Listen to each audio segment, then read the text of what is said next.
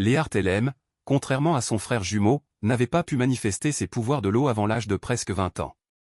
Son père avait pourtant trouvé une solution à ce problème, dans des livres anciens. Le pouvoir incomplet de son frère, Léonidius, pouvait être complété par sa mort, et il promit que la famille n'oublierait jamais son sacrifice. Léart restait la seule à ne pas avoir éveillé ses pouvoirs, ce qui représentait une honte pour le duc Elem. Elle savait, mieux que quiconque, que malgré tous ses efforts, personne dans la famille ne l'aimerait jamais véritablement. Le duc ordonna que l'exécution commence, et les mages entourant Léart commencèrent la procédure. La seule chose qu'elle désirait alors était une seconde chance, une nouvelle vie qui lui permettrait de leur échapper au lieu de tenter encore de gagner leur affection. La pierre d'esprit explosa soudain en une lumière aveuglante, et se brisa en une multitude d'éclats. Le duc peinait à croire que sa fille avait réussi à éveiller ses pouvoirs de l'eau. Son frère, les yeux écarquillés, semblait troublé par la tournure des événements. Les mages chargés de l'exécution ne comprenaient plus rien. L'un d'eux appela le duc en évoquant la pierre d'esprit. Pendant ce temps, Léart répétait intérieurement qu'elle voulait se débarrasser d'eux tous. Ses yeux s'ouvrirent brusquement tandis que l'esprit de l'eau lui demandait d'ouvrir les yeux. Elle se retrouva dans son lit, incapable de comprendre ce qui venait de se produire. Léart observa la pièce autour d'elle, complètement perdue, incapable de comprendre comment elle avait atterri dans un endroit qui avait brûlé avant son exécution. Elle pensa un instant qu'il ne s'agissait que d'un mauvais rêve, car elle ne percevait aucune autre explication à sa survie. Léonidius entra soudain dans la pièce pour vérifier son état, lui saisit la main et la fixa avec une hostilité profonde. Il se disait en lui qu'elle était un véritable obstacle, car elle avait ruiné tous ses plans. Elle reconnut aussitôt ce regard et ces paroles qu'elle avait déjà vues et entendues 3 ans auparavant. À cette époque, elle avait protégé Léonidius d'un tueur à gages en recevant le coup à sa place. Sa blessure et son évanouissement avaient forcé son frère à suspendre ses projets. La répétition exacte de ces événements révélait une évidence. Léart avait remonté le temps. Consciente qu'elle avait enfin une chance de transformer son destin, elle décida d'agir différemment. Elle repoussa violemment la main de Léonidius. Le mépris qu'elle éprouvait ne cherchait plus à se dissimuler, et elle se promit de ne plus agir avec imprudence. Son frère resta frappé par la manière dont elle lui parlait, mais il n'eut pas le temps de répondre. Anne fit irruption et annonça que Léonidius devait se rendre immédiatement auprès de la pierre d'esprit. Leur père avait convoqué tous les éveillés de l'eau, car la pierre s'était mise à briller soudainement. Léonidius se dirigea rapidement vers la sortie en précisant qu'il poursuivrait leur échange en chemin. En quittant la pièce, Anne lança à Léart un regard chargé de colère. Léart se rappela alors que, lors de l'exécution, la pierre d'esprit s'était brisée et qu'une énergie avait traversé son corps. Elle décida de vérifier si elle avait réellement éveillé son pouvoir de l'eau et réussit immédiatement. Un sourire discret apparut sur son visage lorsqu'elle comprit qu'elle était devenue une éveillée. Elle ignorait encore s'il s'agissait d'une bénédiction ou d'une malédiction, mais une détermination ferme prit place en elle. Cette fois, elle était décidée à quitter cette maison. Pendant ce temps, Mick Burka se rendait chez le duc Elem accompagné de son assistant. Aveugle depuis peu, il conservait l'espoir que quelqu'un là-bas pourrait lever la malédiction qui pesait sur lui. Valto restait sceptique, sachant que les Elem soupçonnaient encore la famille de Mick d'être liée à l'affaire de l'assassin survenu 2 jours plus tôt. Mick n'avait pourtant plus d'autre choix. Seul un éveillé de l'eau pouvait briser cette malédiction. Si les Elem refusaient d'aider, il comptait mettre au jour des informations compromettantes à leur sujet et les utiliser contre eux. Valto observa l'extérieur par la fenêtre, un sourire narquois aux lèvres, remarquant la présence d'hommes armés sous un arbre. Selon lui, la famille royale leur avait envoyé un petit cadeau. Mais depuis qu'il subissait la malédiction, Mick se désintéressait totalement de ce genre de menace. Il leva la main et une énergie sombre s'en échappa. Cette énergie s'enroula autour du cou des mercenaires et les étouffa instantanément. Mick retira son bandeau et promit d'exaucer toute requête de celui qui parviendrait à briser la malédiction. Fixant le vide, de ses yeux aveugles marqués de veines rouges, il jura intérieurement qu'il se vengerait et rétablirait la justice une fois libéré de cette entrave. Lorsqu'il arriva chez le duc Elem, le duc l'accueillit avec une froideur manifeste, hésitant à comprendre la raison de sa présence. Bien que Mick eût une affaire urgente à traiter avec lui, il affirma avec un léger rictus qu'il repartirait immédiatement si sa venue gênait. Il présenta ensuite son permis officiel de visite. Le duc savait qu'un tel document garantissait que l'invité ne causerait aucun trouble et qu'il était impossible d'expulser quelqu'un, muni d'un permis signé par le temple et l'empereur. Mick fit remarquer, avec un ton chargé d'ironie, que le duc semblait fortement intimidé, comme s'il craignait la famille Birch. Le duc Elem, irrité, l'invita à aller droit au but et à exposer clairement les raisons de sa venue.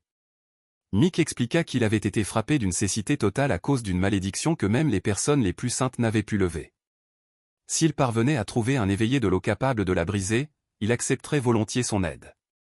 Le duc affirma que la situation était délicate, car celui qui briserait une malédiction d'une telle puissance perdrait la vie. Une telle décision ne pouvait donc être impérative, mais devait être volontaire. Il déclara qu'il laisserait un mois pour qu'un volontaire se manifeste. Mick acquiesça et prit congé, sachant parfaitement qu'il ne devait attendre aucune promesse.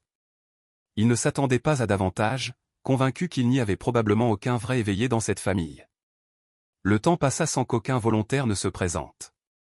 Valto apprit que le duc avait rassemblé tous les éveillés de l'eau, et suggéra à Mick d'aller vérifier l'avancée de la situation. À ces mots, Mick lui ordonna d'aller trouver le duc, et de recueillir des informations. Resté seul, il se demanda si sa vue était condamnée à disparaître définitivement. Même affaibli, Mick pouvait encore utiliser ses pouvoirs, mais sa cécité rendait chaque manipulation instable. Un bruit extérieur le tira brusquement de ses pensées. Il se redressa et marcha vers la porte du balcon, ouverte, pour comprendre ce qui se passait. Une silhouette se tenait là. Léart se tenait devant lui, immobile, et il déclara d'un ton las, qu'il n'appréciait pas la présence d'invités imprévus. Il s'apprêtait à libérer son pouvoir lorsque la jeune femme prit la parole, expliquant qu'elle n'était ni une assassin, ni un pion envoyé par le duc. Mick fut frappé par son parfum, qui tranchait totalement avec celui des éveillés d'Elem. Même aveugle, il ressentait la pureté magique de cette fragrance. Sans détour, Léart annonça qu'elle était venue le libérer de sa malédiction, mais qu'elle voulait savoir ce qu'il pouvait lui offrir en échange du rétablissement de sa vue. Mick souriait, pressant doucement la main de la jeune femme contre ses lèvres, promit de lui offrir tout ce qu'elle demanderait. D'abord, Léart décida de vérifier l'état des yeux de Mick. Sans raison de s'opposer à celle qui pouvait lever sa malédiction, il s'assit sur le canapé et lui demanda de faire tout ce qu'elle jugerait nécessaire. Elle tendit la main pour retirer le bandeau, et dut insister un peu car le nœud était trop serré.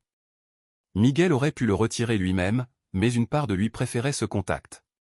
Comme il ne voyait rien, chaque geste devenait plus sensible, porté par la douceur de son parfum. Lorsque Léart parvint finalement à libérer ses yeux, elle pencha délicatement son visage vers le haut et observa son regard. Elle recula aussitôt en percevant une trace de magie noire, différente des malédictions ordinaires. Cette sceau l'enveloppait, renforcée au fil des jours. Mick sentit une inquiétude monter en lui à l'idée que quelqu'un de la famille Elem puisse connaître cette magie ancienne, que le duc avait toujours détestée. Léart, de son côté, se souvenait de ses lectures interdites, consultées autrefois pour soutenir une famille qui ne lui avait jamais offert l'amour qu'elle espérait. Elle n'admit rien, et préféra détourner la conversation. Il devait commencer à lever la malédiction avant que Mick ne perde définitivement la vue. Léart éveilla le pouvoir de l'eau, qui se rassembla sous ses doigts pour se diriger vers les yeux du jeune homme. C'était sa première tentative, mais elle ne doutait plus de sa maîtrise. Une force immense traversa Mick, qui peinait à croire qu'une personne d'Elem puisse posséder un tel pouvoir. Après quelques instants, il sentit une légère amélioration. Léart expliqua que son corps ne supporterait pas la suppression de tous les sauts en une seule fois. Elle annonça qu'elle en retirerait un par jour et prit congé, promettant de revenir. Mick répondit qu'il l'attendrait, même sans connaître son nom. Dans une autre vie, Elem avait perdu la moitié de son territoire dans les guerres, conséquence d'une vengeance née de l'indifférence du duc envers la malédiction de Mick. Acculé, il avait fini par supplier sa fille de se sacrifier, persuadé que sa mort éveillerait la pierre d'esprit et donnerait des pouvoirs à son frère. Il croyait alors pouvoir contenir Mick. Il s'avéra pourtant que Léonidius n'était pas le véritable détenteur du pouvoir de l'eau. Si le duc apprenait la vérité, il ne laisserait jamais partir Léart. Selon les lois de l'Empire, un noble mineur éveillé appartenait à sa famille jusqu'à sa majorité. Tant qu'elle n'avait pas atteint cet âge, Léart devait conserver le secret pour espérer un jour être libre. Léonidius revint la voir pour s'assurer de son état après l'attaque.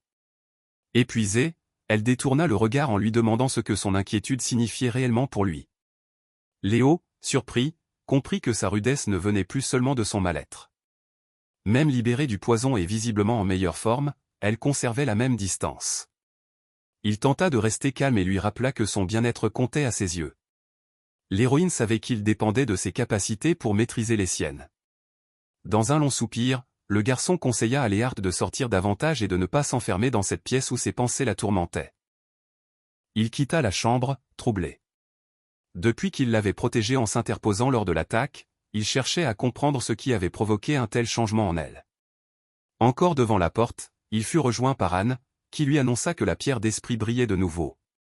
Elle l'emmena au temple pour qu'il puisse l'observer. Selon elle, tout avait commencé la veille, à l'aube. Léonidius tendit la main vers la pierre, mais ne ressentit rien. La pierre d'esprit restait parfaitement inerte face à lui. Léart, de son côté, commençait à se demander si la pierre ne réagissait pas uniquement en sa présence, sans encore comprendre les conséquences d'un tel signe. Le soir venu, Léart revint chez Birch, comme promis. Lorsqu'elle le salua par son nom et son titre, il lui demanda d'éviter les formalités, préférant qu'elle l'appelle simplement par son prénom. Léart l'appela aussitôt Michael, et il fut frappé par la simplicité naturelle avec laquelle elle le faisait. Il se demanda si cette aisance provenait d'un sang-froid inébranlable ou d'une remarquable intelligence. Ses yeux allaient beaucoup mieux. Il se souvenait que la moindre lumière lui causait autrefois une douleur insupportable. À présent, il pouvait enfin envisager le retrait du deuxième seau. Léart remarqua toutefois que ses mains tremblaient. Elle posa la sienne sur les doigts agités de Mick et tenta d'apaiser son trouble. En lui touchant le visage, elle affirma qu'elle lui rendrait la vue sans la moindre difficulté. Michael sentit la douceur de ses mains, cette délicatesse qui tenait dans la paume de ses doigts, et comprit que sa présence l'atteignait plus qu'il ne l'aurait admis. Léo lui demanda alors s'il essayait de la réconforter, elle qui semblait si frêle qu'une étreinte suffirait à l'envelopper, avant d'ajouter qu'il n'avait jamais ressenti la moindre crainte mais qu'il la trouvait agréable à contempler. Aucun membre de la famille Birch n'aurait imaginé entendre de tels mots sortir de sa bouche. Elle était la première personne à avoir capté son attention de cette manière. Michael lui sourit et lui assura qu'il lui faisait confiance. Léart invoqua le pouvoir de l'eau, et une brume fraîche se déploya autour de Mick. Lorsqu'elle retira le deuxième seau de la malédiction, elle lui demanda calmement comment il se sentait et si le processus avait été douloureux. Il répondit que grâce à ses soins, tout s'était déroulé sans la moindre douleur, même si ce n'était pas cela qui occupait réellement ses pensées. L'héroïne craignait de le blesser, aussi ses paroles l'apaisèrent profondément. Mick, dont la réputation redoutée s'étendait dans tout l'Empire, éprouvait pourtant une étrange gratitude envers cette jeune fille qui le traitait avec la délicatesse d'un être fragile. Il souhaitait ardemment pouvoir la voir de ses propres yeux. En lui touchant les cheveux, il lui promit de lui rendre sa bonté et demanda si elle accepterait de lui révéler son nom lorsque la malédiction serait complètement levée. Léart fut surprise qu'il ne l'ait pas encore reconnu. Mick avoua qu'il n'avait jamais cherché à enquêter. Une personne possédant un pouvoir de l'eau aussi puissant avait forcément une raison pour ne pas se montrer publiquement. Il promit donc de patienter et de ne rien découvrir avant qu'elle ne se sente prête à lui confier son identité. Il était persuadé qu'un jour, elle choisirait de se dévoiler à lui. Touché par sa considération, Léart promit qu'elle se confierait avant que sa vue ne soit totalement rétablie. Comme Léo lui permettait désormais de se déplacer librement dans le domaine, elle décida le lendemain de se rendre à la bibliothèque pour consulter des ouvrages sur les capacités liées à l'eau. Elle trouvait étrange d'avoir entendu tant de rumeurs négatives au sujet de Mick dans sa vie précédente. Elle se demanda si sa renaissance avait influencé ces événements, mais cette pensée lui importait peu. Ce qui comptait, c'était l'espoir d'obtenir son aide. En entrant dans la bibliothèque, qu'elle n'avait pas visitée depuis longtemps, elle se rappela les nombreuses heures qu'elle y avait passées autrefois. C'était l'endroit où elle s'était souvent réfugiée pour échapper au regard sévère de ses parents, qui méprisaient sa condition de non éveillée. Le souvenir du jour où elle avait cessé de venir l'envahit, et un poids se forma dans sa poitrine. Elle repoussa rapidement ses pensées. Sa priorité restait de trouver des informations pour soigner Mick. Avec chaque saut retiré, le contrôle de ses pouvoirs devenait plus difficile. Elle sentit soudain une présence dans la bibliothèque. En se tournant, elle aperçut Fuamin debout près des étagères, visiblement mal à l'aise. Outre Léart et son frère jumeau Léo, le duc avait 3 fils aînés, le premier du nom de Henlia, le second du nom de Dantalion et enfin le troisième du nom de Fuamin. Léart et Fuamin avaient presque le même âge et avaient passé leur enfance à jouer ensemble. Fuamin avait toujours été un enfant timide, passionné de lecture. Leur relation avait changé lorsque le garçon avait commencé à collectionner secrètement des livres interdits que le duc avait jetés. Léart les lisait d'abord pour l'imiter, puis les étudia pour devenir utile à la famille malgré son absence de pouvoir. Leur secret ne dura pas. Le duc entra un jour dans la pièce où il lisait et exigea de savoir l'origine de ses ouvrages bannis. Saisi de peur, Fuamin s'effondra et affirma qu'il n'avait rien à voir avec cette histoire. Incapable de trouver une meilleure défense, il désigna Léart et rejeta toute la faute sur elle. Le duc savait parfaitement que c'était un mensonge, car une enfant sans argent ni pouvoir n'aurait jamais pu se procurer de tels livres. Pourtant, il choisit malgré tout de punir Léart. Au lieu de la frapper, il préféra utiliser le pouvoir de l'eau pour lui infliger des blessures. Depuis ce jour, l'héroïne ne réussit plus à parler normalement à Fuamin, et lorsqu'il se retrouvait seul, il lui adressait seulement quelques phrases maladroites. Il lui demandait comment elle se sentait ou comment était la météo, mais elle détournait le regard et s'éloignait aussitôt. À présent, il se tenait devant elle, tremblant d'embarras, et tentait de lui demander comment elle allait. L'observant avec une maîtrise totale, Léart lui fit remarquer l'étrangeté de son expression. Avant sa renaissance, elle était incapable de supporter la présence de Fuamin à cause de cette ancienne humiliation. Pourtant, ce sentiment n'existait plus. Ravi qu'elle lui parle malgré tout, son frère avoua maladroitement qu'il avait entendu dire qu'elle avait été blessée et qu'il s'était inquiété. Elle répondit simplement qu'elle n'avait pas le temps pour cette conversation et que, si rien d'autre n'était à dire, elle devait partir. Fuamin se mit à trembler davantage, comme s'il retenait un trop-plein de mots. Prenant sur lui, il finit par admettre qu'il avait toujours voulu s'excuser pour ce qui s'était passé autrefois. Il insista sur son inquiétude, mais elle savait qu'il n'y avait aucune sincérité dans ses paroles. Se retournant, elle lui rappela qu'il ne s'était jamais soucié d'elle autrement que pour préserver sa propre image. Ce qui comptait pour lui, c'était de rester l'enfant parfait aux yeux du duc. C'était pour cette raison qu'il l'avait livré ce jour-là, craignant uniquement que leur père n'ait une mauvaise opinion de lui. Fuamin voulut se défendre, mais elle l'interrompit sèchement, affirmant qu'elle n'avait pas besoin de ses excuses et qu'elle n'avait aucune intention de pardonner. Il tenta de la retenir en lui agrippant le bras, mais elle retira sa main et le repoussa. Elle le traita d'hypocrite et lui conseilla de continuer à jouer le rôle du fils irréprochable. Pendant ce temps, Valto retourna auprès de Mick afin de lui transmettre les informations qu'il avait réussi à recueillir. D'après ses découvertes, la pierre d'esprit de la résidence d'Elem avait commencé à s'éveiller. Même sans preuves solides, Valto avait risqué beaucoup pour obtenir cette nouvelle et demanda à Mick de le croire sur parole. Il s'attendait presque à être renvoyé, persuadé que son patron jugerait ces données trop vagues. Pourtant, rien de tel ne se produisit. Michael le remercia, reconnaissant la valeur de son travail. Concernant la pierre d'esprit, Mick décida d'envoyer une lettre à son père pour obtenir des informations plus sûres. Valto en vint à se demander si son patron n'avait pas perdu la raison depuis qu'il avait perdu la vue. Il remarqua la bonne humeur inhabituelle de Michael, qui confirma que la journée touchait à sa fin et que le moment était venu pour elle d'arriver. Valto comprit qu'il parlait de l'éveillé qui travaillait à lever les malédictions. Préférant se retirer, il ajouta qu'il allait envoyer son rapport complet avant de s'éloigner, laissant Mick attendre avec une impatience calme mais profonde.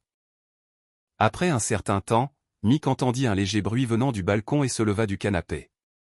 Une pointe d'amertume traversa sa voix lorsqu'il murmura qu'il aurait apprécié un moment de répit, puis il se dirigea vers les silhouettes armées qui venaient d'apparaître. Il comprit immédiatement que ces hommes ne provenaient pas d'Elem, mais probablement de la personne à l'origine de la malédiction. Il dégaina sa dague en affirmant qu'elle serait largement suffisante pour les neutraliser. Ses pouvoirs auraient facilité la tâche, mais les utiliser aurait attiré l'attention d'Elem. Les coups de feu auraient alerté toute la résidence, ce qui l'incita à éliminer les mercenaires en silence. Il esquivait leurs attaques avec aisance en essayant de comprendre les motivations du commanditaire. La sécurité d'Elem avait toujours été rigoureuse, pourtant ces hommes avaient réussi à se glisser jusque-là. C'est alors que la porte derrière lui grinça, et il entendit la voix de sa guérisseuse. Mick se précipita pour bloquer l'entrée, la maintenant dehors, affirmant qu'elle interrompait son travail. Mais à l'écoute des bruits autour de lui, il réalisa que quelque chose échappait à son contrôle. Il ne comprenait pas pourquoi les assassins s'étaient immobilisés d'un seul coup, comme figés dans le silence. De l'autre côté de la porte, Léart avait utilisé son pouvoir pour stopper les mercenaires. Elle entra et lui demanda s'il allait bien, tandis qu'il lui rappela qu'il voulait qu'elle reste à l'extérieur. Elle savait pourtant qu'il était en danger et ne pouvait pas se résoudre à rester sans agir. En pénétrant dans la pièce, elle remarqua une fine coupure sur la joue de Mickey, effleurant la blessure, lui promit de la soigner une fois la menace neutralisée. Mick sentit la chaleur monter à son visage, conscient que même dans cette atmosphère chargée d'odeur de sang, elle se préoccupait de lui. Ses gestes, si simples en apparence, avaient le pouvoir de troubler son calme et de faire battre son cœur plus vite. Grâce à son aide, s'occuper de ses assassins devint nettement plus simple. S'avançant, Michael demanda à Léhart de se mettre à l'écart, prêt à anéantir les mercenaires. Cependant, leurs corps pétrifiés commencèrent à se fissurer puis à s'effriter. Les assassins se transformèrent tous en poussière, qui retomba aux pieds de Michael. Il se tourna alors vers la jeune fille et lui demanda si elle était responsable de ce qui venait de se produire. Léhart se montra tout aussi surprise, car elle n'avait même pas utilisé ses pouvoirs. En se penchant sur le tas de poussière, elle pensa d'abord à une forme de malédiction. Les sorts ordinaires laissent généralement des symboles, or il n'y en avait aucun. Elle en vint donc à la conclusion qu'il pouvait s'agir de magie ancienne. Ne percevant plus aucune énergie magique émanant des restes, Michael comprit qu'il ne représentait plus une menace. Il la remercia pour son aide et décida d'envoyer les chevaliers enquêter sur ce phénomène. Le danger écarté, Léhart poursuivit le retrait d'un autre sceau de la malédiction. Il ne restait plus que 5 interventions, et Michael aurait voulu que le temps cesse de s'écouler. De son côté, le prince héritier Lucas Francium posa un regard las sur les restes des mercenaires et ordonna qu'on s'en débarrasse. Il ne se montra nullement surpris qu'il n'ait pas résisté. Ces marionnettes envoyées à Helem ne lui étaient plus utiles, et il ordonna qu'on les oublie. Ce qu'il souhaitait désormais, c'était que Beerts et les Helem commencent à se soupçonner mutuellement.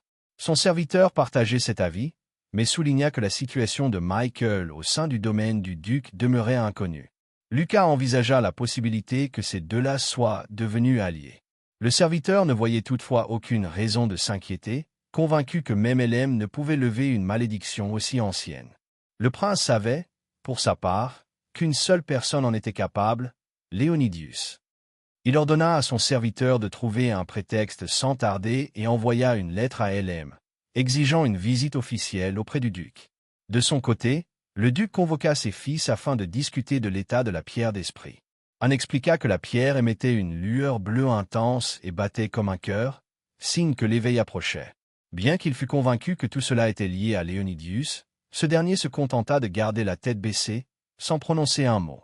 Ses pensées étaient entièrement tournées vers Léhart, qui ne lui accordait plus la moindre attention. Il ne remarqua même pas que son père s'adressait à lui. Lorsque le duc parvint enfin à capter son attention, il annonça que, puisqu'il atteindrait bientôt sa majorité, il était temps de lui trouver une épouse. Anne suggéra alors à son frère de lire la lettre du prince héritier, qui souhaitait rendre visite au duc. Il précisa que cette visite pourrait être l'occasion de discuter des fiançailles de Léonidius avec la princesse Ninian. Léonidius se souciait peu de l'identité de sa future épouse et ne s'opposa pas à cette éventualité. Depuis l'enfance, il était évident que Ninian l'appréciait, et elle s'était toujours montrée facile à vivre. Pourtant, ses pensées revenaient sans cesse à Léhart, qui, contrairement à la princesse, était devenue tout sauf prévisible. Elle avait changé, s'était éloignée, au point de lui sembler presque étrangère. Il ne parvenait pas à comprendre où il avait échoué. Puisqu'il n'émettait aucune objection aux fiançailles, il ne restait plus qu'à fixer la date de la visite de son Altesse.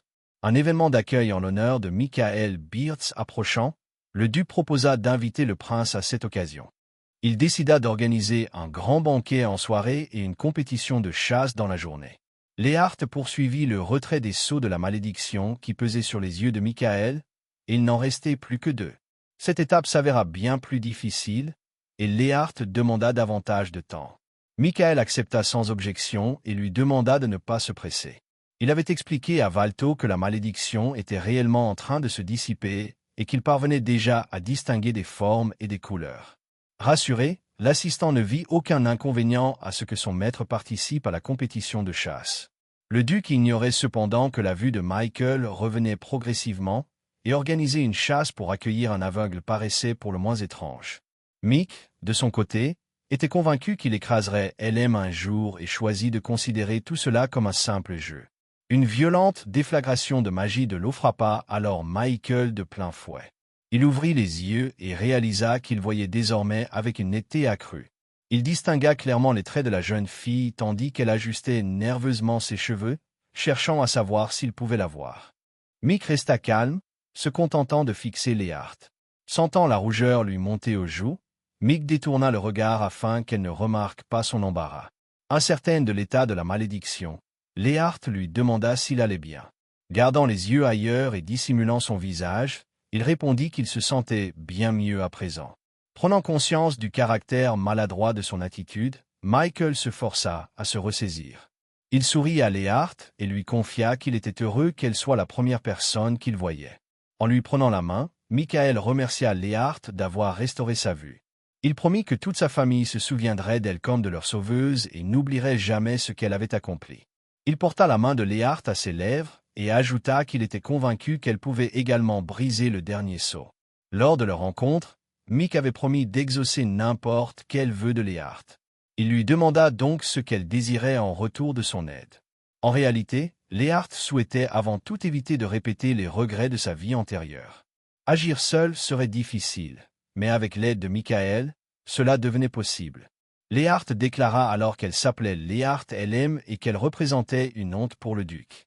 Elle expliqua être née non éveillée et donc considérée comme inapte. La seule chose qu'elle désirait était de fuir le plus rapidement possible le duc d'Elem, et pour cela, elle avait besoin de l'aide de Michael. Après l'avoir écouté attentivement, Mick sourit et lui dit que son nom était beau. Il prit son visage entre ses mains, plongea son regard dans le sien et lui promit de l'aider à s'enfuir. Assis près de la fenêtre, Michael parla un moment de lui-même, puis, craignant de l'ennuyer, suggéra à Léart de lui parler d'elle.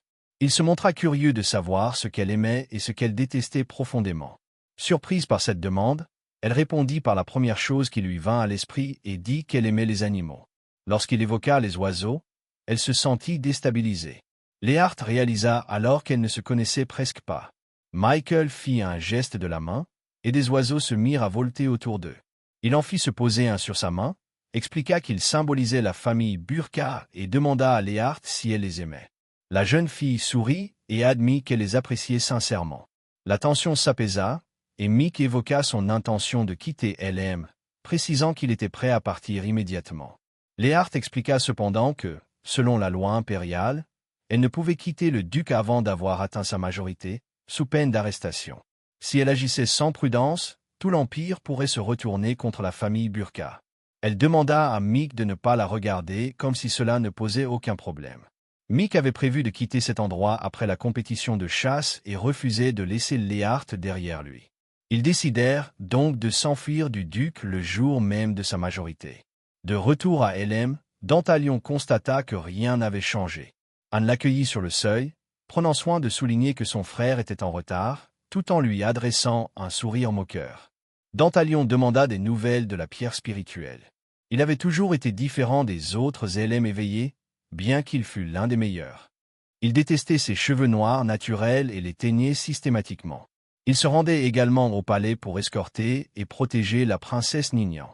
Anne répondit sèchement que la pierre spirituelle se trouvait là où elle avait toujours été et ajouta que, s'il s'y intéressait autant, il aurait dû rentrer dès la réception de la lettre. Dantalion répliqua qu'il avait été trop occupé, mais affirma vouloir voir la pierre en priorité. En entrant dans le temple, les frères furent frappés par l'éclat inhabituellement intense et flamboyant de la pierre. Dantalion déclara qu'il serait revenu plus tôt s'il avait su à quel point la situation était grave. Anne répondit que la pierre n'avait jamais brillé avec une telle intensité auparavant. Dantalion tendit la main et resta figé de stupeur. Les LM éveillés possédaient le pouvoir de contrôler l'eau, une capacité qu'ils appelaient la domination. Pourtant, pour une raison inconnue, ils étaient incapables de maîtriser l'eau qui emplissait cet endroit. Cette eau continuait de se renforcer. Aveuglée par la lumière de la pierre, Anne ne parvenait pas à comprendre ce qui se produisait. Une silhouette finit par émerger à travers la brume de vapeur qui envahissait la pièce. Un être aux cheveux et aux yeux bleus, aux oreilles semblables à celles d'un elfe, apparut et exprima sa surprise en demandant qui ils étaient. Il exigea qu'il lui indique où se trouvait celui qui l'avait éveillé. Face à cet être d'une puissance incroyable, les frères tentèrent de déterminer s'il s'agissait d'un monstre ou d'un dieu. Finalement, Anne osa s'avancer et lui demander qui il était. L'être se sentit outragé qu'un arrogant imbécile ose le questionner. Il tendit la main vers l'avant et frappa les frères d'une violente vague d'eau, les projetant au sol, puis utilisa cette eau comme des tentacules. La créature souleva Anne et Dantalion au-dessus du sol. L'eau s'enroula autour de leur cou, les privant d'air. Il annonça qu'il était la 10e arme de Loriard et le premier contractant du règne. D'un ton grinçant, il ajouta qu'il était communément appelé le roi des esprits. Il déclara que, s'ils étaient réellement des descendants du règne, leur pouvoir se révélait pathétique. Il relâcha ensuite les frères, qui retombèrent lourdement au sol. Le roi des esprits exigea de nouveau de savoir qui l'avait réveillé. Dantalion comprit que, sans réponse, ils seraient écrasés comme de simples insectes. Anne cria que celui qu'il cherchait n'était pas présent et proposa d'aller le trouver. Après un moment de réflexion, le roi des esprits répondit qu'il n'en avait pas encore besoin et leur ordonna d'amener le successeur du règne dans 3 jours. Sur ces paroles, il disparut dans la pierre, s'évanouissant en un instant. Le délai imposé par le roi des esprits coïncidait avec la période suivant le banquet et la compétition de chasse. Les frères décidèrent alors de tout raconter à leur père. Lorsqu'Anne et Dantalion conduisirent le duc au temple de la pierre spirituelle, la porte se trouvait verrouillée à double tour. Hélène traita ses fils d'idiots pour ne pas avoir envisagé qu'au moins l'un d'eux aurait dû rester à l'intérieur. Anne expliqua à son père que le roi des esprits leur avait ordonné d'amener l'héritier du règne devant lui dans 3 jours. Il affirma cependant que, s'ils amenaient Léonidius, la porte s'ouvrirait, même s'il n'avait pas vu son frère depuis longtemps et ignorait ce qu'il faisait. Selon le duc, Léonidius avait passé tout ce temps à poursuivre Léart et l'avait même invité à la compétition de chasse. Il était surtout essentiel de garder l'éveil de l'esprit secret, en particulier vis-à-vis de la famille Birch. Michael se présenta accompagné de son assistant, les yeux dissimulés par un bandeau. Un peu plus loin, Léart se tenait aux côtés de son frère jumeau, qui lui serrait la main tout en lui parlant. Mick observait la scène et se sentait profondément mal à l'aise. Le prince Lucas s'approcha derrière lui et s'enquit de son état. Mick déclara qu'il se sentait très bien et qu'il se réjouissait de participer à une chasse agréable. Il ne restait plus qu'un seul saut maudit, ce qui permettait désormais à Michael de voir parfaitement. Le duc Hélène l'ignorait encore et pensait que Michael serait simplement contraint de rester immobile, tel un épouvantail. Dans d'autres circonstances, Michael aurait probablement agi ainsi.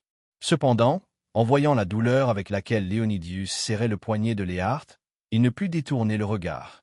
Assise sous un arbre, Léart se demandait pourquoi son frère jumeau se comportait de manière aussi étrange. Avant sa renaissance, il n'aurait jamais envisagé de l'inviter à une compétition de chasse, ni prononcer de telles paroles. Avant de s'enfoncer dans les bois, Léonidius promit de rapporter du gibier à sa sœur et lui demanda ce qu'elle désirait. Léart répondit sèchement qu'elle n'avait besoin de rien. Son frère lui saisit alors le bras avec force et lui intima de choisir quelque chose. Elle lui demanda de lui ramener un renard argenté vivant plutôt que de le tuer.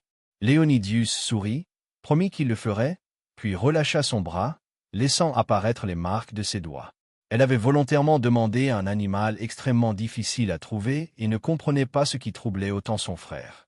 L'attention qu'elle avait tant désirée avant sa renaissance ne faisait désormais que l'agacer, sans qu'elle puisse en saisir la raison.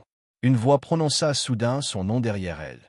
Lorsqu'elle se retourna, elle vit Michael. Il se tenait devant elle sans son cache-œil et lui adressait un sourire chaleureux. Elle fut surprise qu'il ait réussi à la retrouver jusqu'ici. Michael s'assit à côté d'elle et lui confia qu'il avait su, d'une manière ou d'une autre, qu'il la trouverait s'il venait, même s'il avait simplement suivi son parfum envoûtant porté par la brise. Après ces paroles, Michael se mit à rire d'un air maladroit, ce qui ne fit qu'accroître la confusion de Léart. Lorsqu'elle l'interrogea sur sa vue, il répondit qu'il y voyait beaucoup mieux désormais. Désignant le bleu sur son bras, Mick lui demanda si cela lui faisait mal. Quand Léart admit qu'elle y était habituée, il lui dit qu'elle ne devrait pas avoir à s'habituer à ce genre de choses. La regardant avec douceur, il ajouta qu'il ne voulait pas qu'elle s'habitue à la douleur. Elle resta figée, incapable de savoir comment réagir ou quoi dire dans un tel moment. Elle décida alors de changer de sujet et lui demanda pourquoi il était venu. Mick répondit qu'il voulait simplement la voir. Ces mots firent réfléchir Léart, car tous les autres ne la considéraient que comme une personne n'ayant pas encore éveillé ses pouvoirs. Pourtant, il l'avait non seulement retrouvée au cœur de cette forêt, mais il lui avait aussi démontré son affection. En prenant conscience de cela, elle sourit et admit qu'elle était heureuse de sa venue. Pour une fois, le duc Birch lui-même fut troublé, presque déstabilisé durant un instant. Estimant qu'il était temps de partir, il se leva et demanda à Léart si elle serait présente au banquet du soir. Elle repensa alors à son frère. En évoquant le banquet, Elle répondit qu'elle s'y rendrait s'il y assistait. Michael en fut ravi, car il espérait l'inviter à danser. Même lorsqu'elle avoua ne pas savoir danser, il lui promit de lui apprendre. Pendant ce temps, Léonidius errait dans la forêt à la recherche du renard argenté. Il aperçut soudain une touffe de fourrure argentée sur le sol. Lorsque son père comprit ce qu'il chassait, il déclara que Léon s'était lancé un véritable défi. Cette espèce avait en effet disparu. Exterminés depuis longtemps sur ordre de leur ancêtre, ces renards étaient désormais presque éteints. Tenant la touffe de fourrure entre ses doigts, Léonidius affirma qu'il était peut-être sur la piste du dernier renard argenté d'Élème. Il devait capturer cette bête à tout prix. Peut-être alors Léarthe redeviendrait-elle normale. En entendant un bruissement dans les buissons, il écarta les branches et aperçut un petit renard. Léonidius tendit lentement la main vers lui, s'efforçant de ne pas effrayer la petite créature. Soudain, un coup de feu retentit et le renard poussa un cri. L'animal s'effondra au sol. Il constata qu'il n'était pas mort, seulement blessé. Se retournant pour voir l'auteur du tir, il vit le duc Birch ramasser le renard.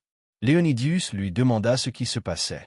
Souriant et serrant le petit animal contre lui, Michael feignit l'incompréhension.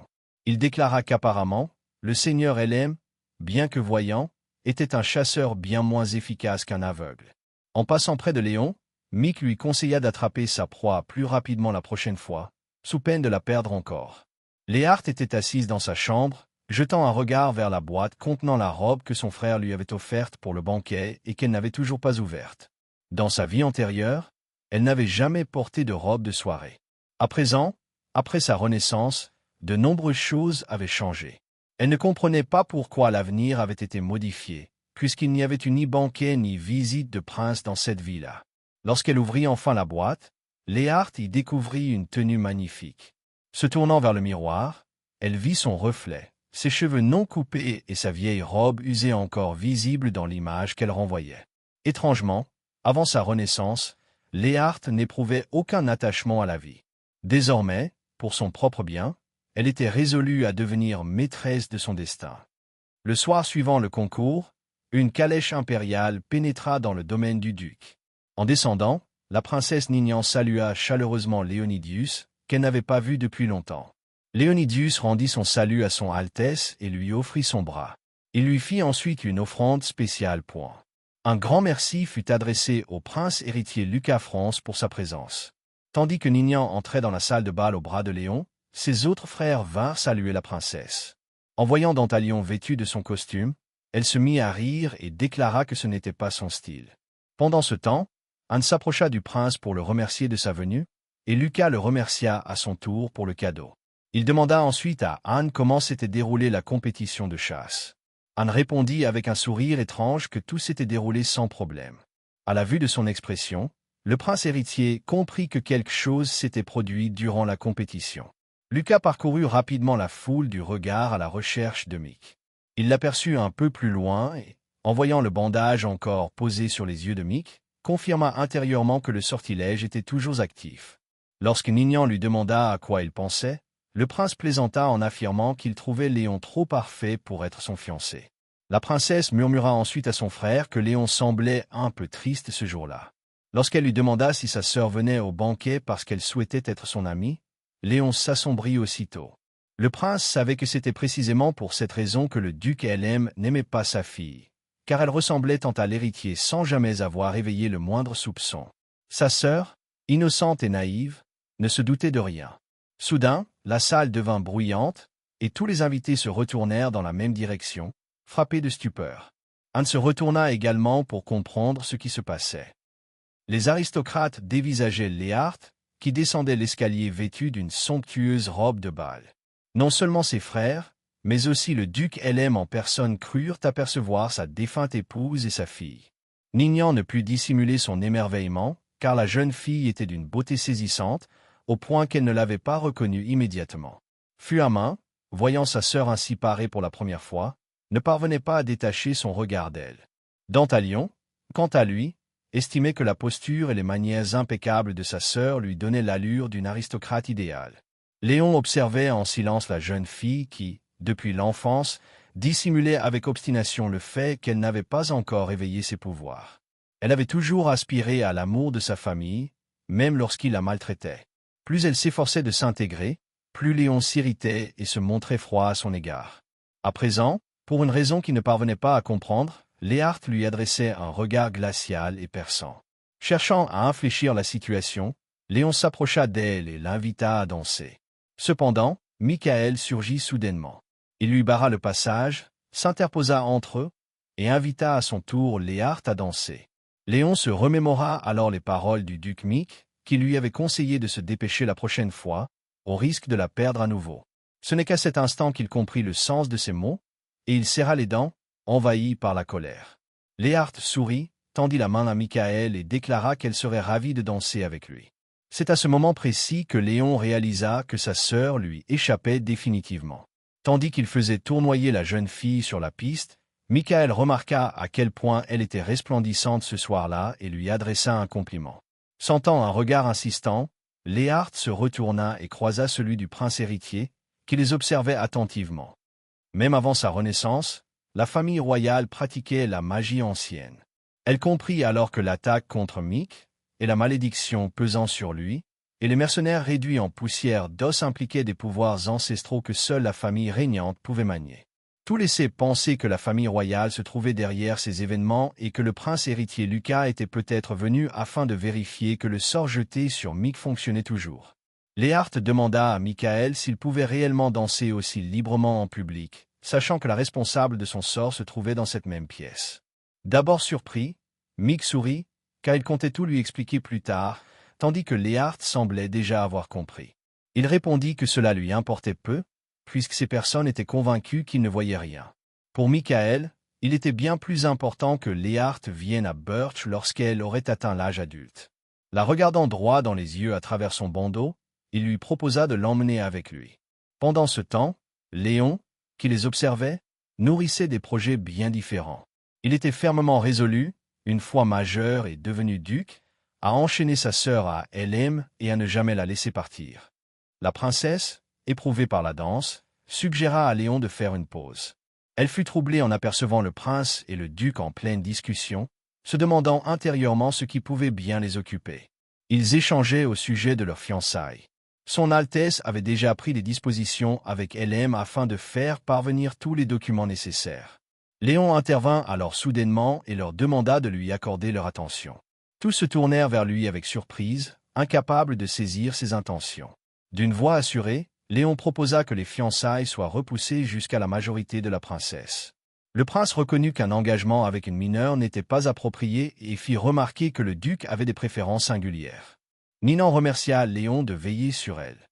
Bien que le jeune duc n'eût jamais envisagé de reporter les fiançailles par considération pour la princesse, il se réjouissait que cette interprétation s'impose aux yeux de tous. En réalité, son intention était d'accélérer la cérémonie marquant son passage à l'âge adulte. La famille Helem attachait une grande importance aux dons exceptionnels liés à l'eau, et puisque Léon était le plus puissant des éveillés, il était destiné à succéder au duc. Il comptait ensuite faire usage de son pouvoir pour parvenir à ses fins. L'héroïne entra dans une pièce qu'elle n'avait pas visitée depuis longtemps, bien que cet endroit fût à jamais gravé dans sa mémoire. C'était là que le duc avait pour habitude de discipliner ses enfants. La porte s'ouvrit brusquement et son père exigea que Léart explique pourquoi elle avait dansé avec Mick lors du banquet, alors qu'elle ne voyait aucun mal à partager une danse avec lui.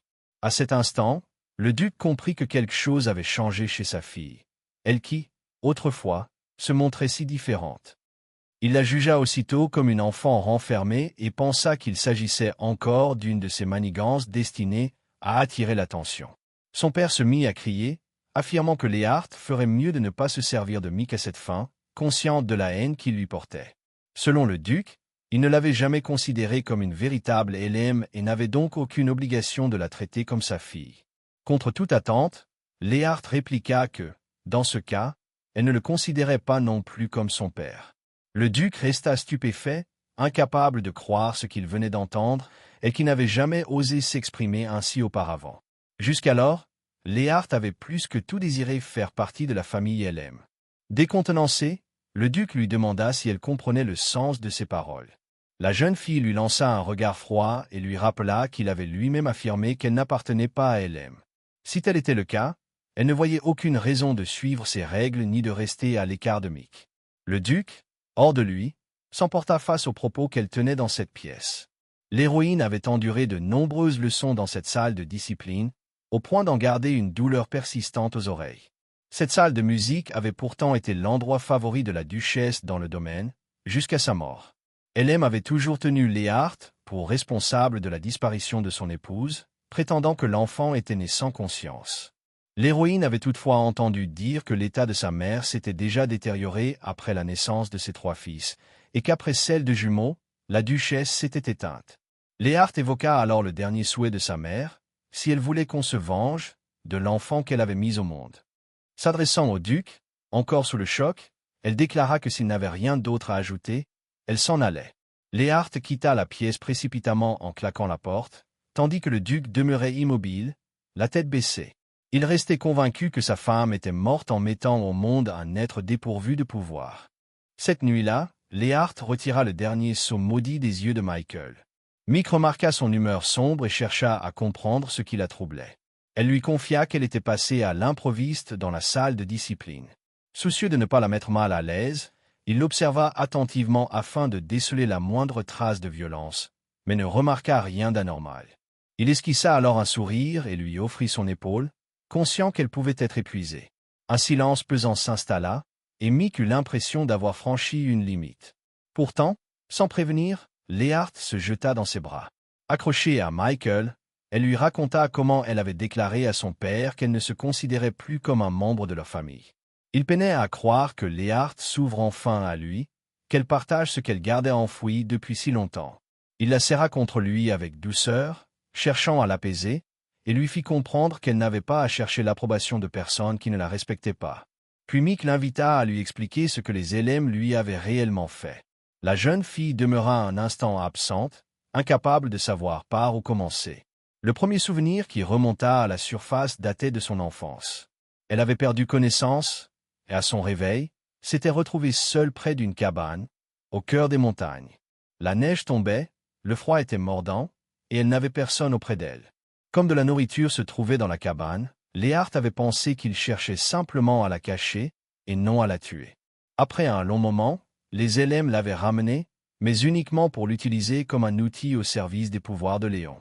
Sans cette utilité, il l'aurait probablement laissée dans cette cabane, ce qui, en toute honnêteté, aurait peut-être été préférable.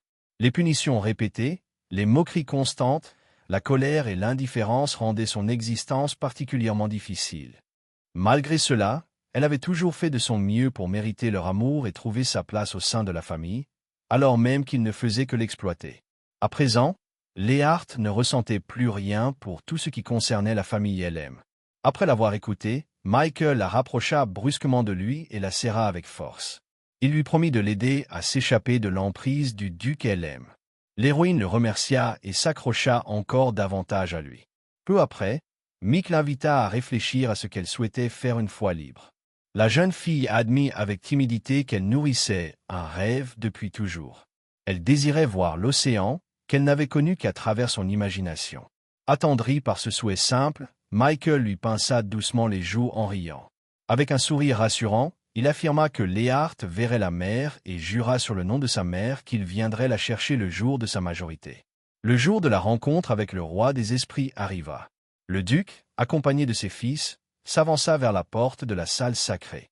Cette fois, elle était ouverte, et tous se précipitèrent à l'intérieur. Lorsque le duc avait entendu parler pour la première fois du réveil du roi des esprits, il n'avait pas mesuré l'ampleur de sa puissance. Désormais, il était témoin de la force prodigieuse de l'eau. Agenouillé devant le roi des esprits, Anne annonça qu'il avait amené celui qui l'avait éveillé. Le roi des esprits posa alors un regard mécontent sur Léonidius et exprima son doute quant à son rôle dans cet éveil. S'élevant dans les airs, il qualifia toute cette histoire de dérisoire, les yeux fixés sur Léonidius avec stupéfaction, avant de le désigner comme un imposteur. Il était profondément furieux que les élèves aient osé tenter de le tromper en lui présentant la mauvaise personne, et non celle qu'il avait réellement réveillée. La rage assombrit le regard du roi des esprits, au point qu'il sembla prêt à tous les anéantir. Le duc prit alors la parole, affirmant qu'il ne comprenait pas ce qu'il voulait dire, puisque Léonidius possédait la pierre spirituelle. Le roi des esprits perçut aussitôt qu'il ne mentait pas. Les éléments ne saisissaient réellement pas la situation. Malgré cela, il restait certain que la réincarnation d'Urine, celle qu'il avait réveillée, se trouvait tout près. Il déclara que le véritable propriétaire de la pierre spirituelle se trouvait dans ce château et ordonna qu'on le lui amène. Le duc promit de s'en charger, bien qu'il n'eût aucune idée de l'identité de cette personne. Tous les membres éveillés de la famille LM furent alors conduits un à un devant le roi des esprits. Mais celui-ci répétait inlassablement que la bonne personne ne se trouvait pas parmi eux. Assis dans son bureau, le duc se tourmentait, cherchant à comprendre où il avait commis une erreur et comment Léon ne pouvait pas être le véritable propriétaire de la pierre. Enlia suggéra à son père de vérifier les éveillés de bas niveau. En apercevant le visage grave de son frère, elle lui conseilla de ne pas trop s'inquiéter. Même sans la pierre spirituelle, Léonidius demeurait l'héritier légitime du duc. Dantalion devait retourner au palais impérial avec la princesse, mais il promit de revenir pour la cérémonie de passage à l'âge adulte de son frère. Un chevalier fit alors irruption pour annoncer que le duc Mick quittait LM, interrompant la discussion entre le père et ses fils. Valto et Michael hésitaient à partir plus tôt que prévu. Mais ils ne voyaient plus l'intérêt de rester puisque la malédiction avait été entièrement levée. De plus, de nombreux préparatifs l'attendaient encore en vue de l'arrivée de Léart. À cet instant, Léon apparut pour faire ses adieux au duc Mick. Michael esquissa un sourire en coin et déclara que c'était un véritable honneur, ajoutant que son voyage se déroulerait désormais sans encombre. Caressant ostensiblement le renard argenté, il précisa que grâce à l'hospitalité des LM, il n'avait pas connu un seul jour d'ennui dans la demeure du duc. Léonidius demanda alors à Mick s'il comptait emmener la petite bête.